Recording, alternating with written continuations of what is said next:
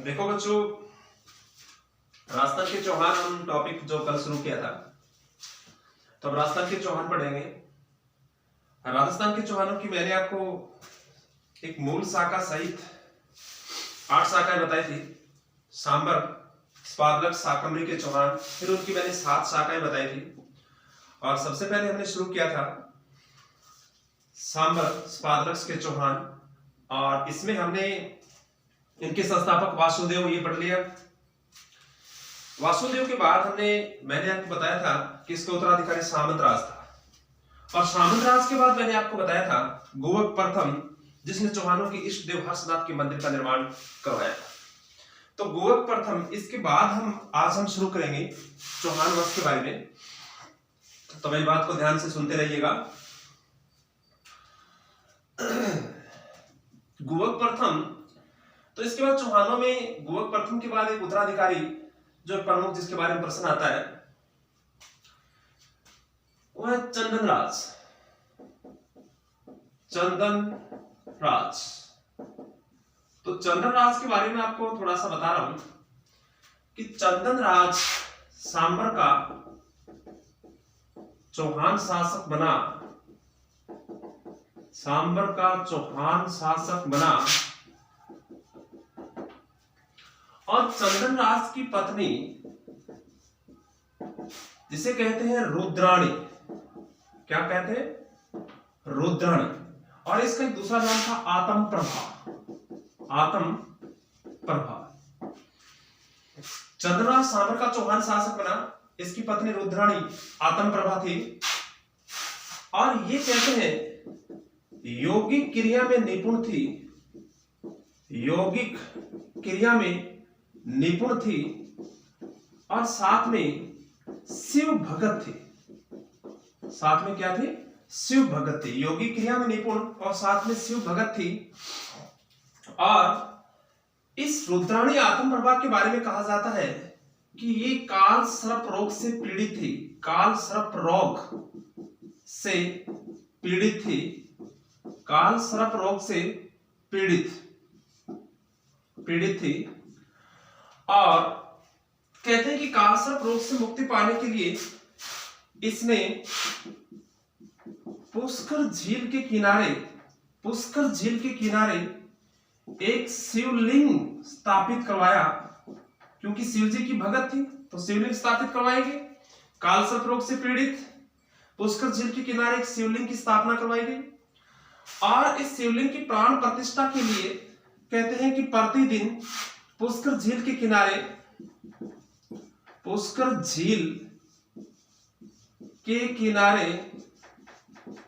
रोज प्रत्येक दिन 1000 दीपक जलाती थी।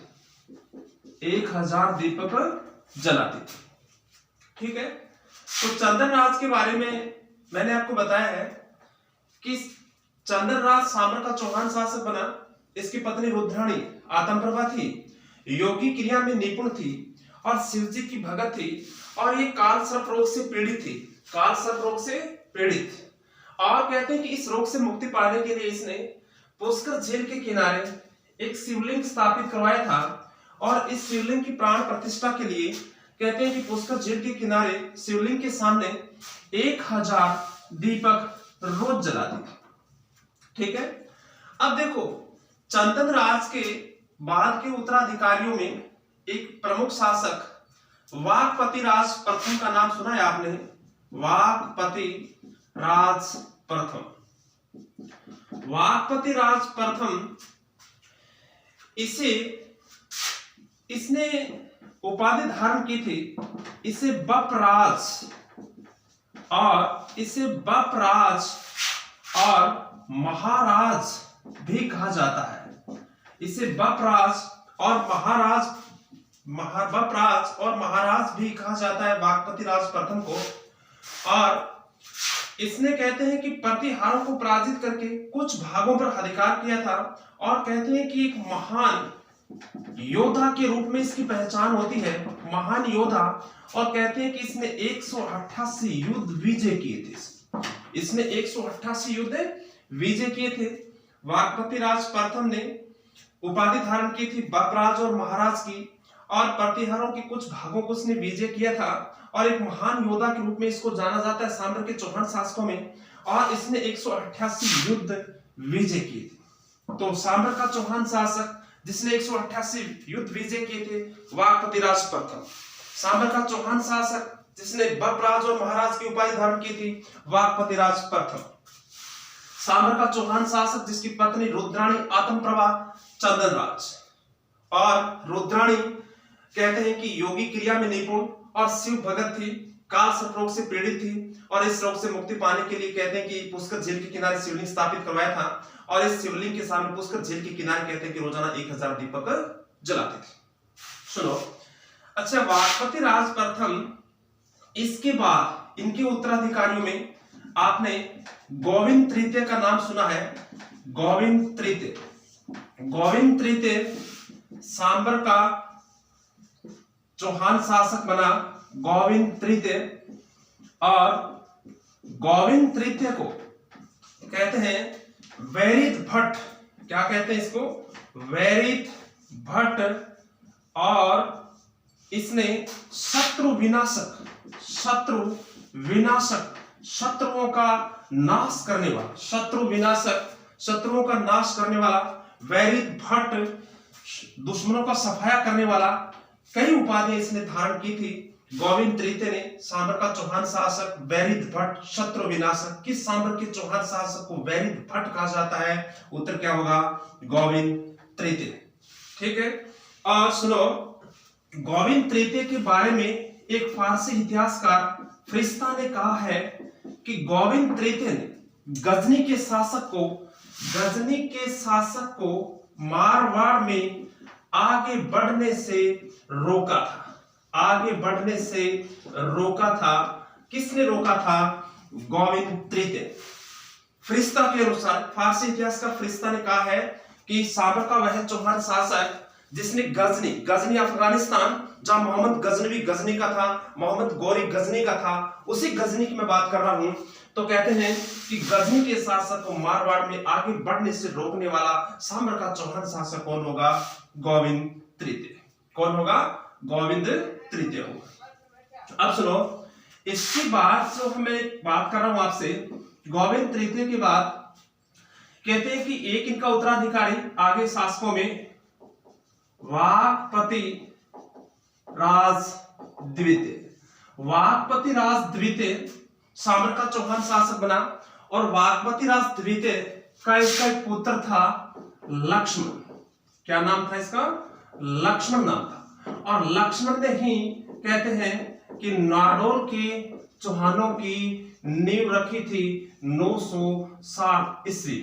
ठीक है, ये मैं थोड़ा सा कल भी मैंने आपको चर्चा की भी। नाडोल के चौहानों का संस्थापक लक्ष्मण माना जाता है, जो वाकपति राज द्वितीय का पुत्र होता है। नाडोल पाली के अंदर तो वाकपति राज द्वितीय सांबर का चौहान शासक बना, और इसका पुत्र लक्ष्मण था। इसने 960 ईस्वी में नाडोल के चौहान शासकों की नींव रखी थी। ठीक है, इसके बाद एक उत्तराधिकारी बाद के शासकों में वीर्य राम, नाम सुना है आपने? वीर्य राम। और वीर्य राम के समय कहते हैं कि 1024 में अजमेर पर मोहम्मद गजनवी ने आक्रमण किया था। मोहम्मद गजनवी ने आक्रमण किया था 1024 में। कहते हैं कि गढ़बिडली को घेर लिया था, और फिर कहते हैं कि मोहम्मद गजनवी घायल होकर अनहिलवाड़ा की तरफ भाग गया था, यानी गुजरात की तरफ भाग गया था। तो वीर्य राम के समय 1024 में सांबर के किस चौहान शासक के समय मोहम्मद गजनवी ने गढ़बिडली पर आक्रमण किया? तो इसका उत्तर क्या होगा? वीर्य राम। 1024 में मोहम्मद गजनवी ने गढ़बिडली पर आक्रमण किया। कहते हैं गढ़बिडली किसने घेर लिया था, और फिर कहते हैं कि घायल होकर अनहिलवाड़ा गुजरात की तरफ भाग गया था। मोहम्मद गजनवी का नाम इंडिया के इतिहास में आपने सुना है। मोहम्मद गजनवी ने भारत पर 17 बार आक्रमण किया था, और इसका सबसे खतरनाक आक्रमण 16वां आक्रमण 1025 में सोमनाथ के मंदिर पर हुआ था। और कहते हैं कि सोमनाथ के मंदिर, जो वहां पर माता का मंदिर था, और कहते हैं कि उसका छत्र सोने का बना हुआ था, और ये गजनवी वहां से तलवार से तोड़कर ले गया था। मोहम्मद गजनवी का उद्देश्य ही भारत को लूटना, मूर्तियों को तोड़ने वाला इसे कहा जाता है। और इस पर कहावत ही चल पड़ी है कि मोहम्मद गजनवी जिस रास्ते से गया था, उस रास्ते पर आज भी कहते हैं सोना बिखरा हुआ पड़ा है। उस टाइम की बात, एक कहावत चल पड़ी है, ठीक है। तो सुनो वीर्यराम फिर कहते हैं कि इनके बाद के उत्तराधिकारियों में पृथ्वीराज प्रथम एक शासक बनता है। पृथ्वीराज प्रथम शासक बनता है और इसका पुत्र अजय राज होता है। तो आगे पढ़ेंगे हम। एक बार मैं थोड़ा सा बता रहा हूं, आपको ध्यान से सुन लो। कल जो पढ़ा था उससे आगे क्रम से मैं आपको बता रहा हूं। चंद्रराज सांबर का चौहान शासक बना। इसकी पत्नी रुद्राणी आत्मप्रभा योगिक क्रिया में निपुण, शिव भगत, काल सर्प रोग से पीड़ित और इस रोग से मुक्ति पाने के लिए पुष्कर झील के किनारे शिवलिंग की स्थापना करवाई और शिवलिंग की प्राण प्रतिष्ठा के लिए पुष्कर झील के किनारे शिवलिंग के सामने रोजाना 1000 दीपक जलाती थी। फिर मैंने आपको चर्चा के बाद बता रहा हूं वागपतिराज प्रथम के बारे में। इसने उपाधि धारण की थी बपराज और महाराज की उपाधि धारण की थी। एक महान योद्धा के रूप में इसको जाना जाता है। 188 युद्ध इसने विजय किए थे। 188 युद्ध इसने विजय किए थे। फिर मैं बात कर रहा हूं गोविंद तृतीय की। सांबर का चौहान शासक बना। इसे वैरित भट्ट शत्रु विनाशक कहते हैं और फरिश्ता ने कहा है कि इसने गजनी के शासक को मारवाड़ में आगे बढ़ने से रोका है। गजनी के शासक को मारवाड़ में आगे बढ़ने से रोका है। फिर मैंने चर्चा की वागपतिराज द्वितीय सांबर का चौहान शासक बना और इसका पुत्र लक्ष्मण था जिसने नाडोर के चौहानों की नींव रखी 960 ईस्वी के अंदर। और फिर मैंने आपको चर्चा की वीर्यराम 1024 वीर्यराम के समय 1024 में गजनी के शासक मोहम्मद गजनवी ने कहते हैं कि यहाँ पर आक्रमण किया था और कहते हैं कि घायल होकर भीलवाड़ा की तरफ ये भाग गया था। फिर मैंने आपको बताया इसके बाद के उत्तराधिकारी में शासक बनता है पृथ्वीराज प्रथम, जिसने परम भट्टारक महाराजा धीराज परमेश्वर की उपाधि धारण की थी। ठीक है, अब सुनो तो आगे पृथ्वीराज प्रथम और इनके बाद हम जो शासक है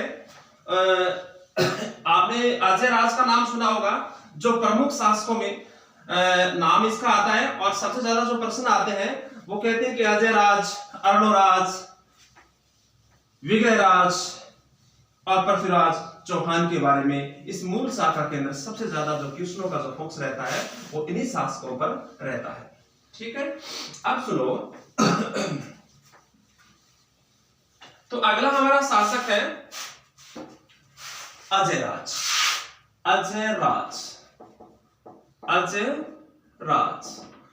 यहां से चौहान सारे विधिवत रूप से शुरू होते हैं टाइम के साथ। तो अजय राज का टाइम जो है वो 1113 से 1133 तक, 1113 से 1133 अजय राज का टाइम। ठीक है, अजय राज पृथ्वीराज प्रथम का पुत्र। तो सुनो पिता का नाम किसका पुत्र था? ये पृथ्वीराज प्रथम का पुत्र, पृथ्वीराज प्रथम का पुत्र था अजय राज। पृथ्वीराज प्रथम का पुत्र था। 1113 में कहते हैं कि शासक बना, सांबर का चौहान शासक बना। यही कहेंगे सांबर का चौहान शासक बना।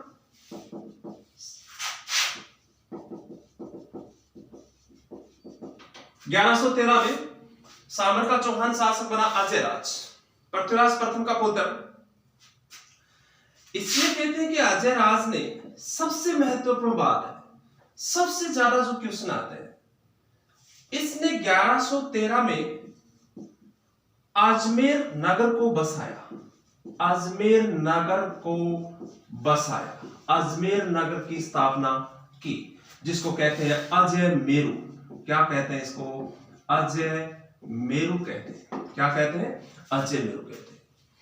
और 1113 में इसने अजय मेरू दुर्ग, अजय मेरू दुर्ग का निर्माण करवाया था।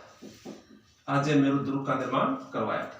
और 1113 में ही इसने कहते हैं कि अजमेर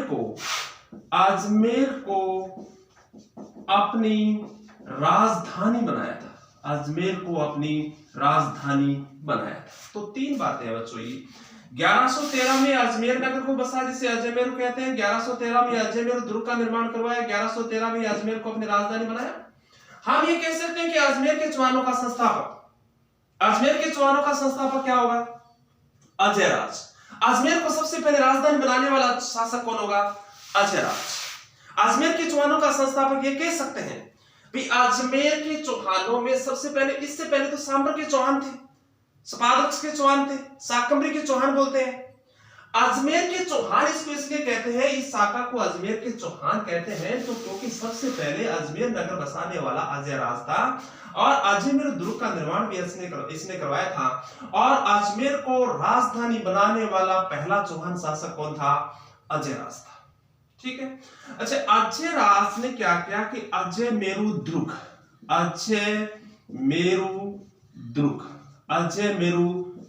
अच्छा इसके बहुत सारे नाम हैं।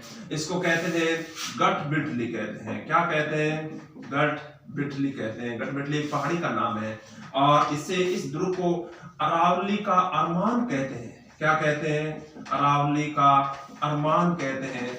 इसे राजस्थान का हृदय कहते हैं। क्या कहते हैं? राजस्थान का हृदय। किस किले को कहते हैं? अजयमेरु दुर्ग को कहते हैं। और इसे कहते हैं बिशप हेपर ने इसे राजस्थान का जिब्राल्टर कहा है। राजस्थान का जिब्राल्टर एक जल संधि का नाम है, इसकी तुलना की है। राजस्थान का जिब्राल्टर किसको कहते हैं? अजयमेरु दुर्ग को कहते हैं। अरावली का अरमान किसको कहते हैं? अजयमेरु दुर्ग को कहते हैं। राजस्थान का हृदय किसको कहते हैं? अजयमेरु दुर्ग को कहते हैं। और इस दुर्ग की एक सबसे बड़ी विशेषता है कि सबसे ज्यादा स्थानीय आक्रमणों का इसने सामना किया था। स्थानीय आक्रमणों का सामना करने वाला राजस्थान का कौन सा किला है? अजयमेरु दुर्ग है। स्थानीय आक्रमणों का सामना करने वाला राजस्थान का कौन सा किला है? अजयमेरु दुर्ग है। और राजस्थान का वह किला जो सबसे ज्यादा विदेशी आक्रमणों का सामना किया था, राजस्थान का वह किला जो सबसे ज्यादा विदेशी आक्रमणों का सामना किया था, वो भटनेर का किला होगा। कौन सा किला होगा? भटनेर, हनुमानगढ़ का किला। कहते हैं कि उसने सबसे ज्यादा विदेशी आक्रमणों का सामना किया था और सर्वाधिक देशी आक्रमणों का सामना करने वाला राजस्थान का किला कौन सा है? अजयमेरु दुर्ग है। गठ बिडली है। अरावली का अरमान कहते हैं। राजस्थान का हृदय कहते हैं। बिशप हर्बर ने इसे राजस्थान का जिब्राल्टर कहा था। और बाकी इस किले की जो सारी की सारी विशेषता है, ये किला पूरा अच्छी तरह से हम राजस्थान की कल्चर में मैं पढ़ाऊंगा आपको। यहाँ तो मैं सिर्फ इतना ही बता रहा हूँ कि एक इतिहास की दृष्टि से किसका निर्माण इसने करवाया था? अजयराज ने करवाया था। अच्छा सुनो, अजयराज को कहते हैं कि अजयराज चक्री। क्या कहते हैं इसको? अजयराज चक्री कहते हैं। अजयराज चक्री, अजयराज को कहते हैं अजयराज चक्री कहते हैं क्योंकि इसने कहते हैं कि अजयराज ने चक्कर की तरह शत्रु दल को जीतता हुआ, कहते हैं कि इसका समय चौहान साम्राज्य का निर्माण काल माना जाता है। चौहान साम्राज्य का निर्माण काल, चौहान साम्राज्य का निर्माण काल किसका समय माना जाता है? अजयराज।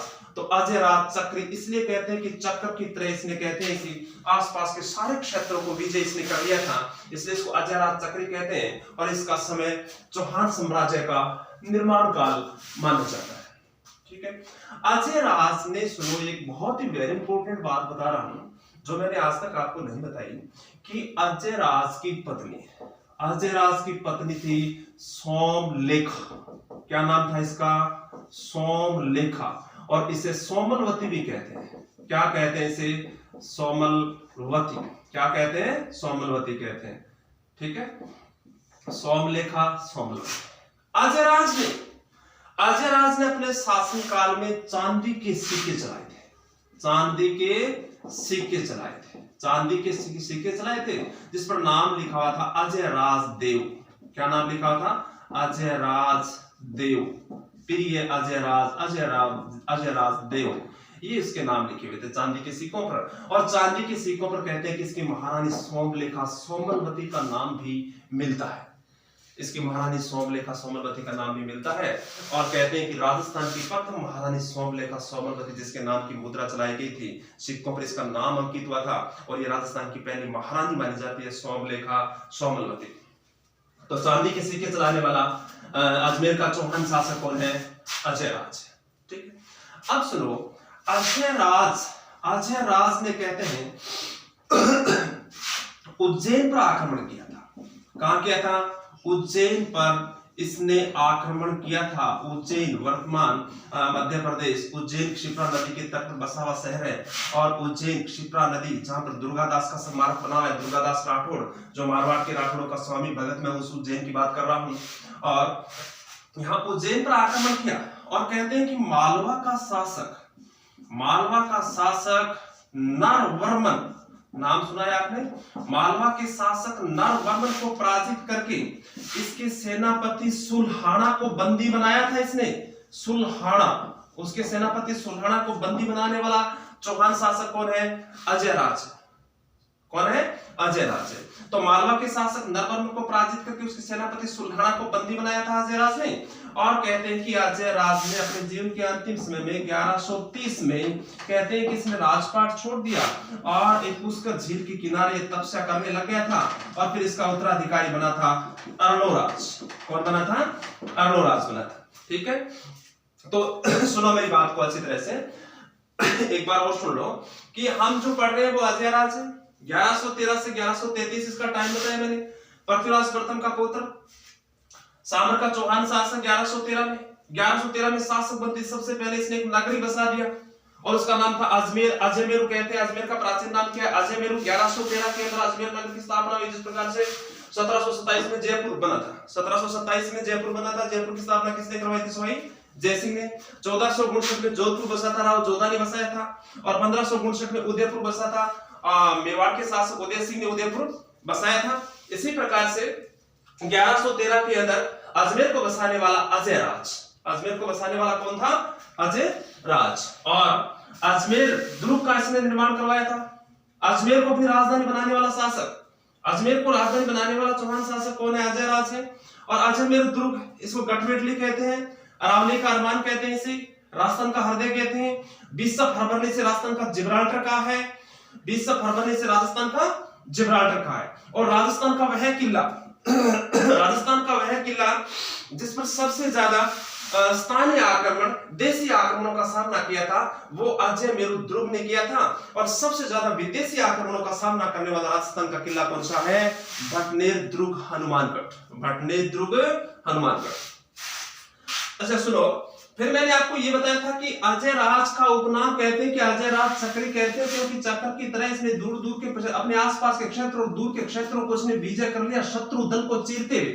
और इसका समय कहते हैं कि चौहान साम्राज्य का निर्माण काल कहलाता है। इसका समय क्या कहलाता है? चौहान साम्राज्य का निर्माण काल कहलाता है। फिर मैंने आपको बताया कि अजयराज की पत्नी सोमलेखा सोमलवती, और जिसके नाम से इसने चांदी के सिक्के चलाए और इन मुद्राओं पर अपना नाम भी अंकित था। और सोमलेखा सोमलवती राजस्थान की प्रथम महारानी जिसके नाम की मुद्रा चलाई गई थी। और इसने उज्जैन पर आक्रमण किया, उज्जैन मध्य प्रदेश, यहां आक्रमण किया, उज्जैन पर आक्रमण किया। और कहते हैं कि मालवा के शासक नरवर्मन को पराजित किया और उसके सेनापति सुल्हाना को इसने बंदी बना लिया। और 1130 के अंदर कहते हैं कि इसने राजपाट छोड़ दिया और पुष्कर झील के किनारे तपस्या करने लग गया और अपने पुत्र अर्णोराज को अपना राजपाट सौंप दिया था इसने। और इसके बाद जो अगला शासक है वो हम अर्णोराज पढ़ेंगे, और अर्णोराज बच्चों हम कल पढ़ेंगे। अच्छी तरह समझ में आ गया? कल जो हमने बंद किया था, समाप्त किया था टॉपिक, उसी जगह से मैं लेकर चला हूं और आज हम पहुंचे अजयराज तक। कल हमारा जो टॉपिक होगा अर्णोराज होगा। अर्णोराज के बाद क्रम से हम विष्णुदेव पढ़ेंगे, फिर सोमेश्वर पढ़ेंगे और पृथ्वीराज चौहान पढ़ेंगे। पृथ्वीराज चौहान कहते हैं कि सांबर अजमेर के चौहानों का अंतिम शासक होगा। पूरी की पूरी शाखा अच्छी तरह से इसका अध्ययन हम करें। नमस्ते।